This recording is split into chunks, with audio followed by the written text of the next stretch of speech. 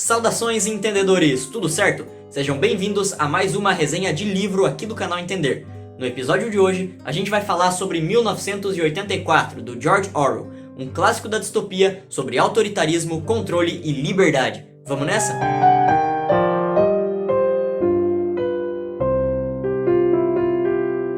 Antes da gente começar, George Orwell tem uma história muito interessante, e se você quiser saber a relação meio ambígua dele com o socialismo e o que o levou a escrever esse livro, eu recomendo meu vídeo sobre A Revolução dos Bichos, um outro livro do autor em que eu explico resumidamente a história dele, beleza? O card vai estar aqui em cima.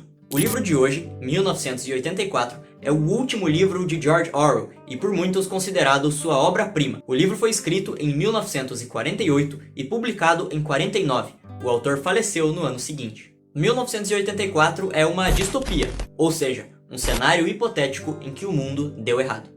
Nesse caso, o autor se propôs a imaginar um futuro próximo, o ano de 1984, em que governos autoritários tomaram conta do mundo e se utilizam de diversos mecanismos de opressão para manter o povo numa escravidão silenciosa, cujas correntes são a ignorância.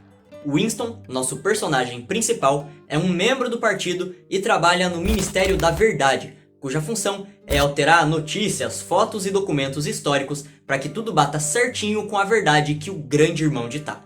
O Grande Irmão, esse suposto líder do partido, é na verdade um símbolo, um ícone, e por ser meramente uma imagem, é muito mais fácil cultuá-lo.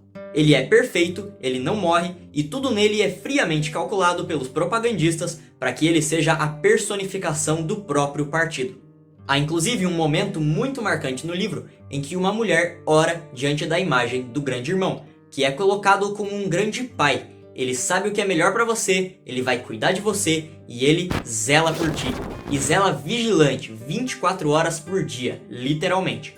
A vigilância é um tema muito importante dentro da obra e um dos mecanismos que o partido usa para te vigiar são as chamadas teletelas. As teletelas são basicamente televisões com câmeras.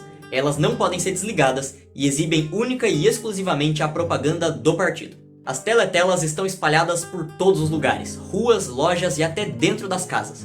Tudo para que o Grande Irmão tenha janelas para te espiar aonde você estiver. Mas a vigilância não é exercida somente pelas telas. Algo que aconteceu muito na União Soviética e também está presente em 1984 é a doutrinação para que as pessoas comuns sirvam de espiões do partido, denunciando amigos, vizinhos ou familiares no caso de qualquer suspeita. Até as crianças eram ensinadas nas escolas a denunciarem seus próprios pais. Outro ponto fundamental do livro e da estrutura desse regime é a novilíngua. A novilíngua, que eu já citei aqui no canal no Entercast sobre linguagem, é uma modificação da língua inglesa cujo propósito é estreitar o âmbito do pensamento. Modificações na linguagem que vão cortando palavras, diminuindo o vocabulário, tornando a língua cada vez mais pobre.